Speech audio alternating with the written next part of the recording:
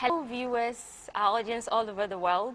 You're welcome to another edition on Simbet TV.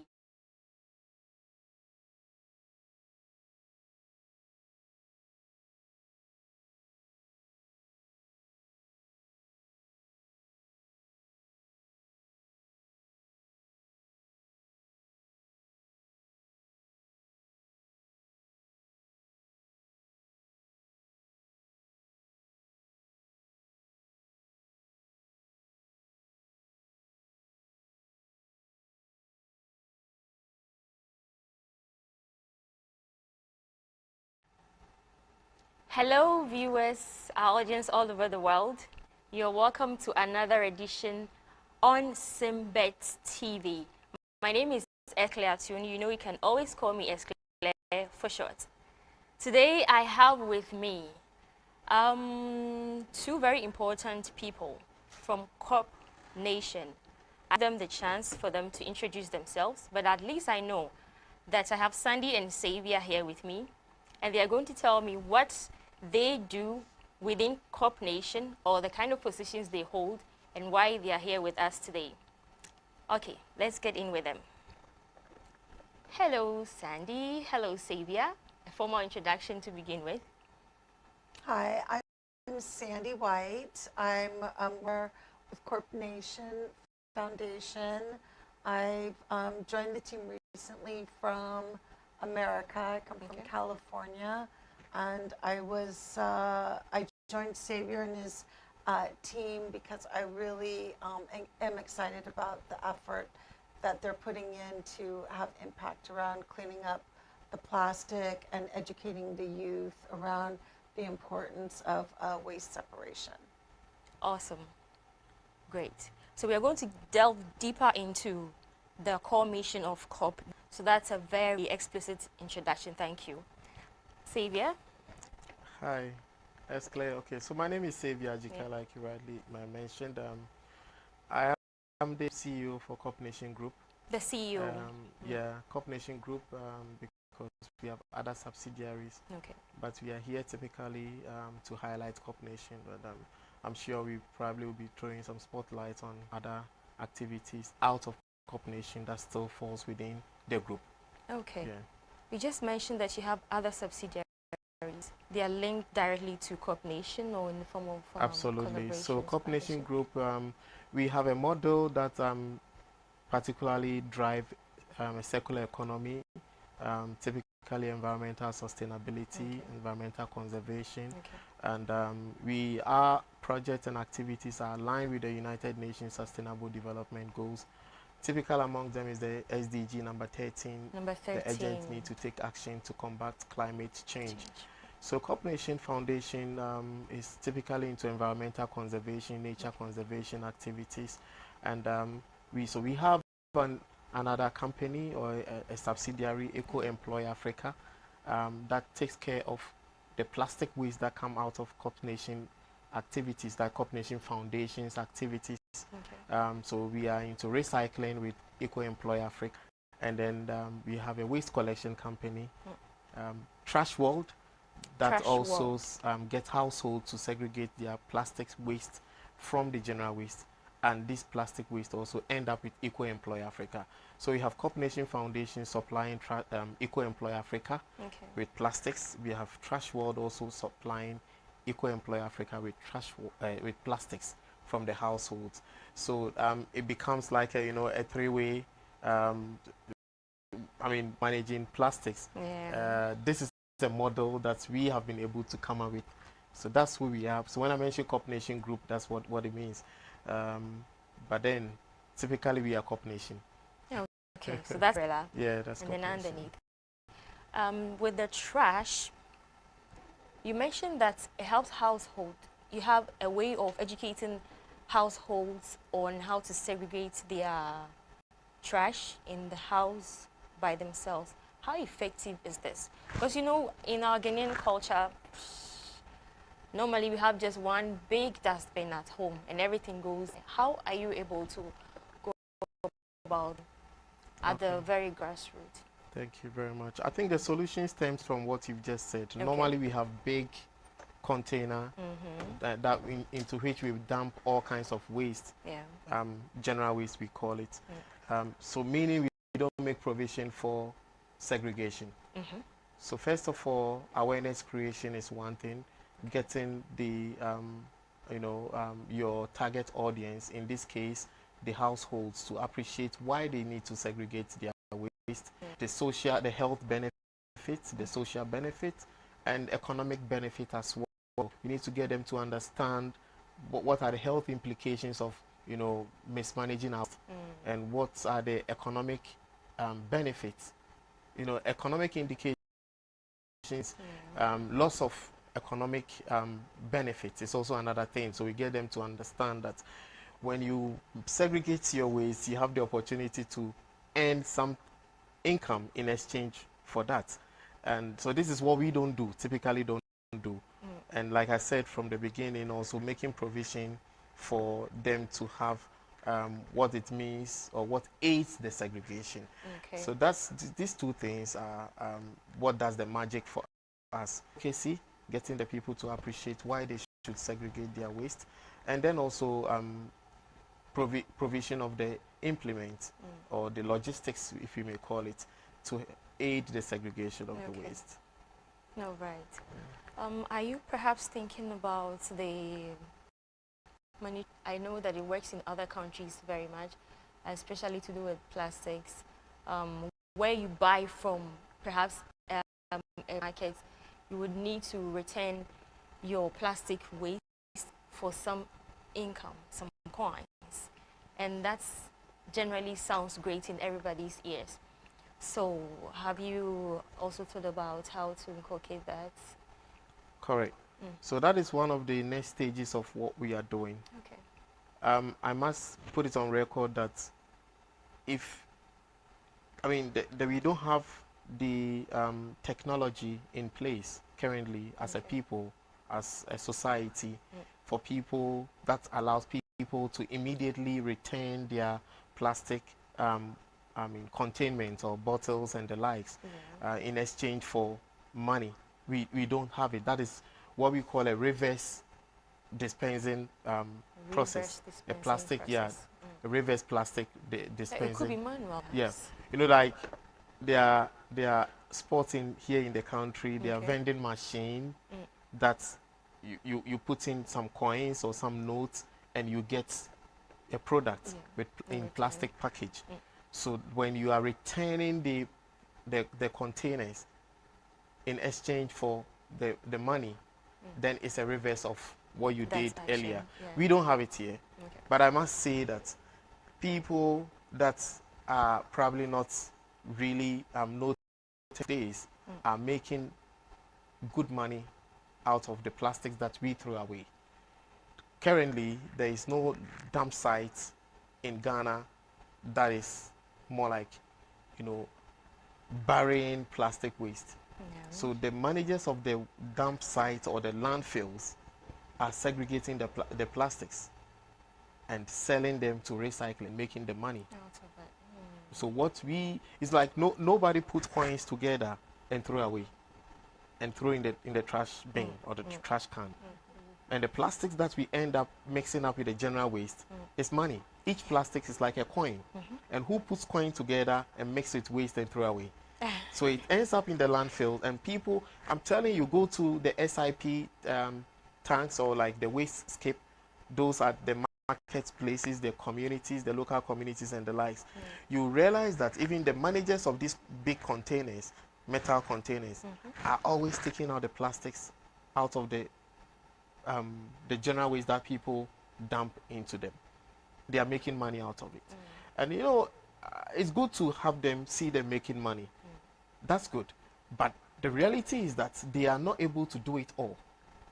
But when the awareness creation goes to everybody, that is where the effectiveness of segregation and the benefits, the health benefits and the economic benefits and everything goes bigger and wider. But what they are doing, let's know that a lot of the plastics end in gutters, in all kinds in society, causing flooding, breeding grounds for mosquitoes and the likes. So yes, I see that to be a good thing happening. I am happy people are making money from the landfills and or what have you, but it's still not the best of solution for us. It is the best way to go when everybody realize the value in plastic materials, so that even when you don't need it, when you have a coin on you and you don't need it, you don't throw it away. Exactly. You look for somebody and dash it to, or you put it together and look for somebody who needs them and give to.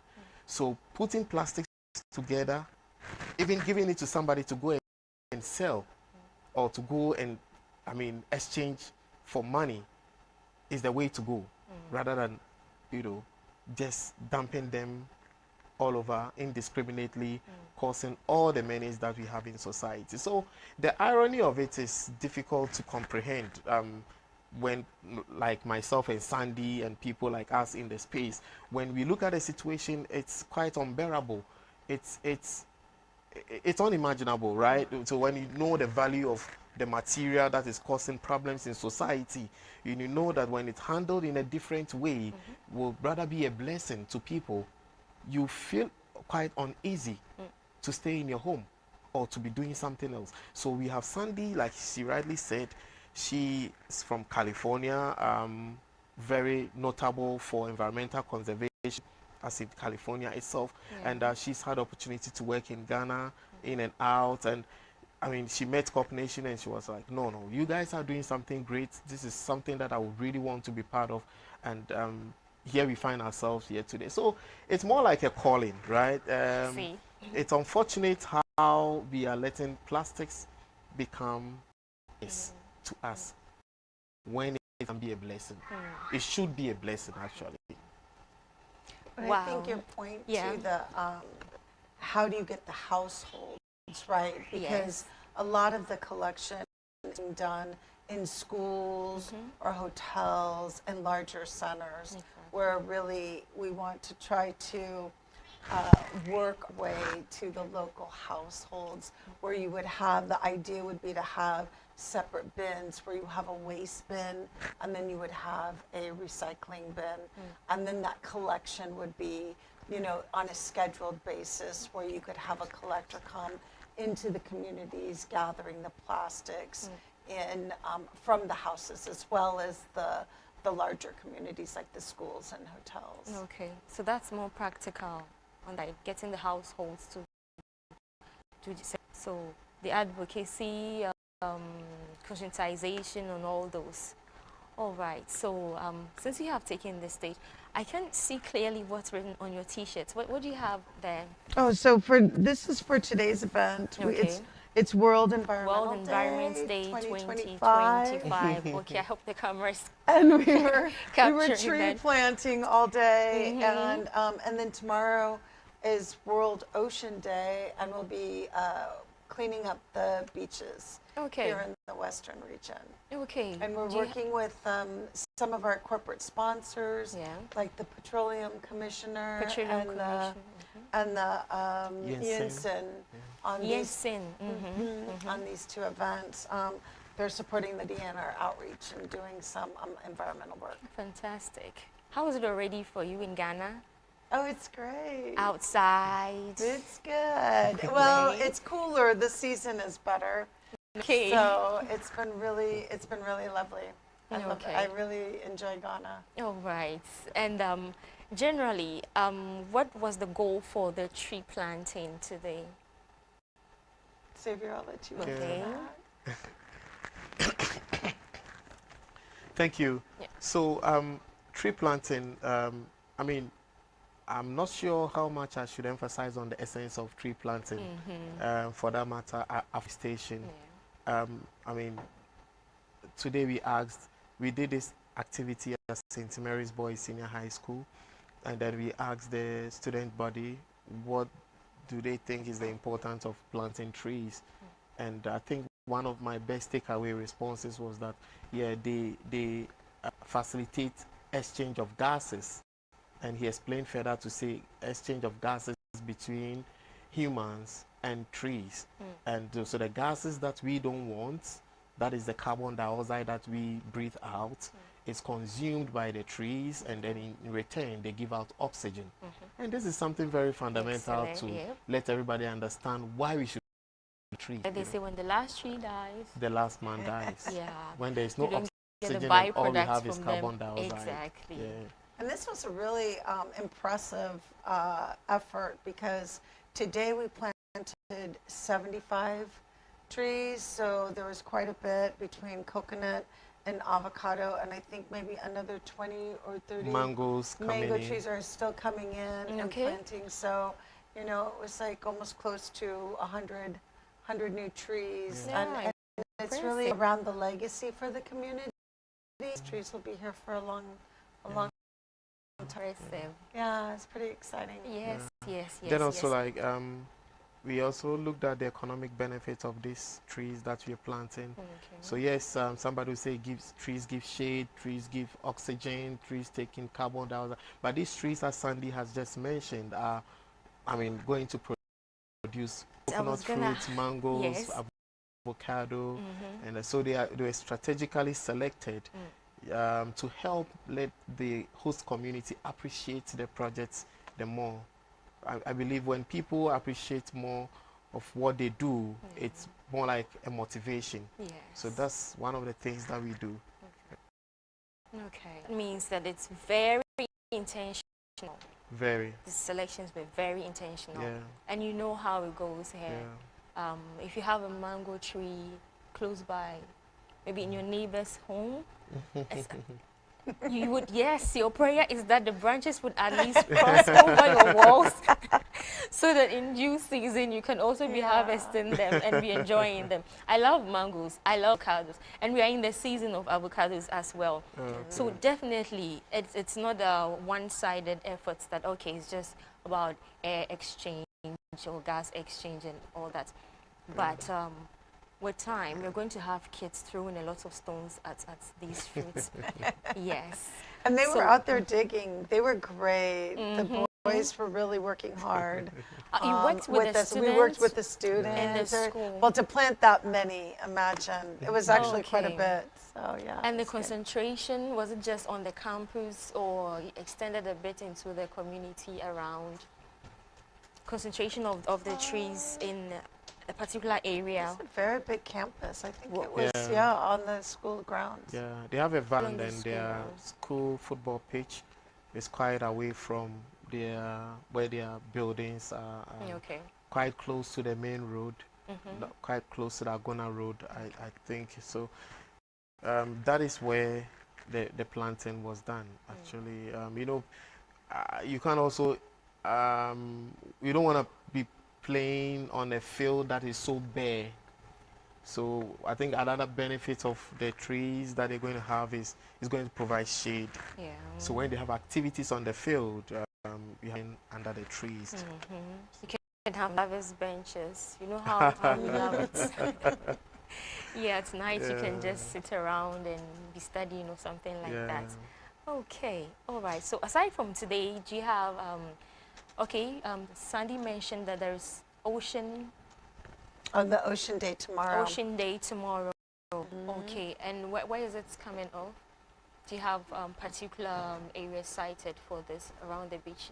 That's at Dick's Cove Dick's tomorrow, Cove. and we invite anybody that lives in the region to come join Okay. us. It would be All great to right. have you there. That is, we have these beautiful monuments that were welded by a local technical school in Takoradi that will be provided for the beachside for ongoing collection of plastic bottles and sachets. And then tomorrow we're bringing our rakes and shovels and wheelbarrows and getting out there to clean up the coastside. Wow. Awesome. What time do you take off tomorrow? If perhaps That's a we great wake up and we're question. like, okay, we have to join It's you. 10 a.m. 10 a.m. 10 a.m. at the location. Okay. Not 10 a.m. for people to leave their homes. Not the 10 Ghanaian 10 a.m. to be time. at disco. 10 a.m. to be. Yeah, we're starting at 10 a.m. So, I mean, we should be all gathered by 9:30, getting prepped for the activity. Okay. So 10 a.m. So, like, I think Sandy mentioned this. The highlight of what we're doing is not necessarily cleaning the beach in a day, but we are looking at how the beach is going to be kept clean from the day. So once again, advocacy is one of the underpinning activities we are going to do. And she mentioned the cage. So this is a cage modeled or molded in the form of a fish, in the shape of a fish, to make it appealing that the people would be, I mean, I don't want to use the word damp, but then they will be keeping their plastics, single-use plastics especially, in it at the shore. So we don't have people littering around with plastics, especially at the beach side. Because I mean, research shows us that we now have microplastics in the food chain. We have plastic materials that has gotten into the ocean, broken down into microplastics and fed on by the fishes. They consume, and you and I consume the fish. You doing the watching, you eat fish, and nobody can even tell which of the fish you ate that has plastics in them, in the form of microplastics. So, I mean, it's quite alarming that if everybody should know the essence of what we are doing, everybody will be doing the watching now, and anybody who watches this program, this session, would share, because you know, this is not about those of us in the studio. It is about the world, and it's about the risks that you know, plastics is posing on us, especially on our blind or on our hinge side that we don't know. There are so much diseases of, I mean, today, cancer and the likes that, I mean, hitherto were diseases that people at old age would have. But today, there's so much, you know, pollution in the system, in the air, in the sea, on the land, and what have you. It's not just Galamsey. It's not just Galamsey. That is a huge topic to, you know, deal with. But plastics is more like on the hinge side. Galamsey is like the water bodies are dirty. We are all talking about it, and we still talk about it. We still, I mean, on another day, yes. But today we are talking about plastics, and like Sandy said, we are marking World Environment Day, and the theme for this year's celebration is ending plastic pollution. Ending plastic pollution. And we are not sitting here as from this studio, from Western region, from Ghana, from Africa. This is a global theme. The whole world has, I mean, joined hands to put in collaborative effort to end plastic pollution. So everybody doing the watching, ask yourself, what are you doing? What is your contribution to end plastic pollution? There is so much going on. You know, like recently we had a beach cleanup at Injurisia Beach, and we also advocacy got to get them to understand that, you know what, these are the effects of mishandling plastic as waste. It should be a resource when we segregate it. When we got there, they got a notice they're going to come. They made a good effort to start the cleanup. Unfortunately, they have started burning some of the fishing nets. And, you know, we had to let them understand that, listen, there is what we call global warming. What you are doing is contributing to global warming. And you are here, you get hit by rising sea levels. It gets into their rooms, their accommodation. It erodes the beaches and the like. You'll be there and you'll see the level of the sea at where you are gets so high. And you don't even know that you contribute to that. Because there's some part of the world that has ice, glacier. You are burning your plastics, getting into the atmosphere, hit the whole atmosphere, causes global warming, and it ends up letting this ice that has been, I mean, made so by nature. So global warming get this ice to get melted, and these are huge volumes of water. And when they melt, they add up to the sea, and then the sea level was. And people are just ignorant, right? So it takes education sessions like this to get people to understand that it is our collective, I mean, activities that add up to the imbalance in nature that causes all the catastrophe and the likes. It equally should take our collective effort to curb this, to stop certain things we do that we need to stop, to also do certain things we need to do that we are not doing. But how does that happen? It takes the likes of myself, Sandy, and those of us, you who have granted us this opportunity to speak to people across the globe. Together, we make this change happen. And I think we should talk about like then how, if in your communities, can you collect your plastic, right? Okay, Because yeah. last year when I was here, I stayed with a group, and in California we collect. Every household collects, but sometimes that can be a little bit hard, in Ghana. So maybe you have somebody in the street or your community that people bring their plastics to them, and they have either bags, and we can help supply. You can call us. Our phone number should be on the internet, so you can call us, and if we can help kind of collect and provide some sort of stipend for that collection of it. It's plastic is we pay by weight. We also have a collection site with Eco Employ where people can drop plastics to us at that particular facility, but we're happy to help with the collection. Okay. And so if people don't know what they can call us, and we can help organize pickups in communities. And if you can, people can organize so you get one household or one area of the community where that collection place is centralized. Okay. So that means that you have a number, some link that anybody, any individual can contact you through? Yep. You have something like that? We do. Maybe you can take the opportunity to share with the rest of the world. Yeah. Is it something you have offhand? Or? Yeah. So our number locally is 0544335713. Okay. But you're calling us from outside Ghana, which I don't think we say. Well, no, we're talking more for the local communities, I think, here in the Western region. Okay. Yeah, So or Corpnation Foundation Corpnation online. Foundation, yeah. Corpnation You Foundation. can send info at Corpnation Foundation, and we can certainly help organize and coordinate some efforts in your area. We would love to do that. Yeah. Great, awesome. I One mean, last to add to that, yeah. we've noticed actually that quite a number of people are also making efforts to, work on ending plastic pollution or like managing their plastics. But people gather and they struggle to get an off-taker.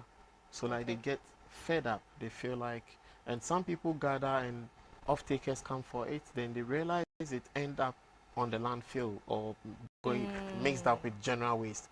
That is quite disheartening when you put your heart in it and you do the segregation and you know you do it on a purpose and you know it doesn't end as you desire.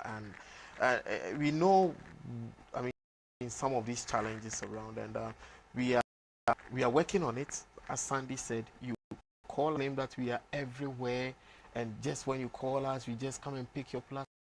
It's not sustainable, right? But for your first call, we will attend to you.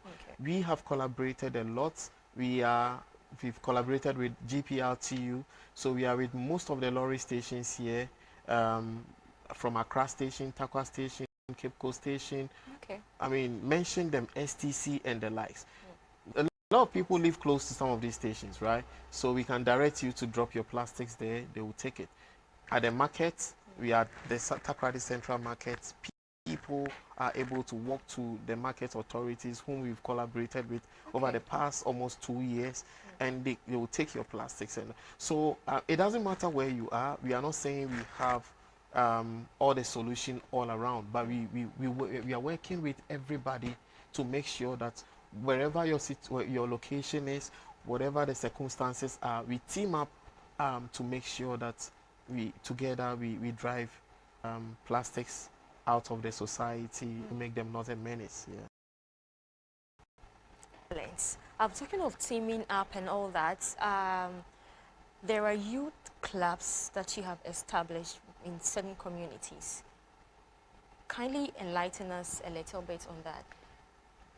Strategically, we have cited these youth clubs across the 7 coastal districts of the Western region. Okay. Like I said, we are not claiming to be everywhere, but we also strategically decide where to be. Okay. And where it is more dangerous to have plastics is in the coastal communities, because right from there they get into the old. So we have these community-based clubs across the 7 coastal districts, from to Nzima East, Ahanta West, STMA, ECMA, Shama. Um, Basically to help deal with plastic waste in society and essentially prevent this plastic ocean. So they are doing everything possible. Is more we form a belt to sieve this from getting into the ocean. So we are collecting plastic waste. We are gathering and collecting and transporting plastic waste from across these locations to our central place, Eco Employ Africa site, where we process these plastics, make them useful for recycling. Okay. So that is one. So you have a thing we site do. that does transformation of plastics Oh yeah, and out into of that, other we have, artifacts. yeah, out of that we have a number of youth here in the Western region who are in good employment. Yeah. Okay. Out Then of are this you plastic only waste within management. the Western region, or in other regions as well? We have Corpnation active and working. So we have Corpnation in Central Region. Okay. In Central Region, currently we are in the senior high schools, so Fantipim and the likes. Okay.